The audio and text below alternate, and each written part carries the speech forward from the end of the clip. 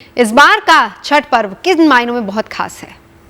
देखिए, छठ पर्व जो संबंध है छठी मैया का, वो सीधा सूर्य से संबंध है और सूर्य का संबंध षष्ठी देवी से है। षष्ठी देवी जो कि भगवान ब्रह्मा की मानस पुत्री के रूप में, जिसको कहते हैं षष्ठम कात्यायनी तिचा, जो षष्ठी तिथि है वो माँ कात्यायनी को कहा जाता है। और माँ कात्यायनी कत ऋषि के यहाँ संतान के रूप में प्रकट हुई थी। तो ये संतान की अधिष्ठात्री देवी हैं, अर्थात इनकी उपासना करके संतान के लिए निरोग स्वस्थ और संतान प्राप्ति के लिए कामना करते हैं। अब बात आती है सूर्य की, तो सूर्य जो है आदि देव हैं और सूर्य एक ऐसे देव जिसको प्रत्यक्ष देवता कहा गया है।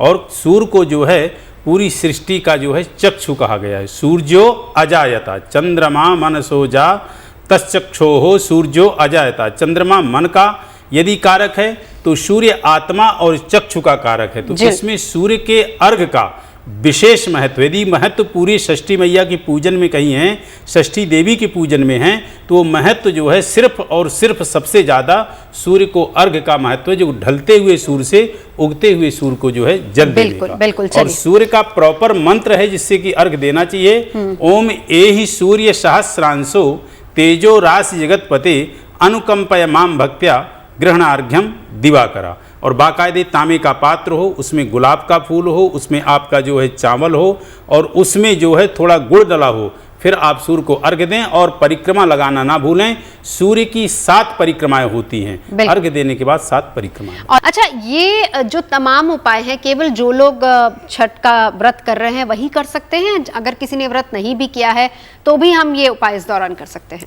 देखिए, जो भी उपाय वान्या जी ने बताए या जो हम लोग उपाय बता रहे हैं, उपाय सारे ये जो है धार्मिक और पूजा पाठ से ही रिलेटेड हैं, तो ये सभी कर सकते हैं। एक तो जो बार बार कहते हैं कि ढलते हुए सूर्य को देना, उगते हुए, ऐसा नहीं है कि छठ माँ का पूजन है तो ढलते हुए हम सूर्य को अर्घ दे रहे हैं।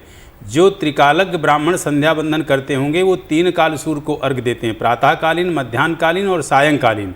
सायंकालीन भी सूर्य को अर्घ दिया जाता है और सायंकालीन सूर्य का अर्घ देने का अपना एक अलग विशेष महत्व होता है। छठ मैया के वो भी बताइए सर। हाँ, महत्व ये होता है कि जैसे कहते हैं कि सूर्य एक ऐसा ग्रह है जो कि समूचे ब्रह्मांड को जो है प्राण तत्व देता है।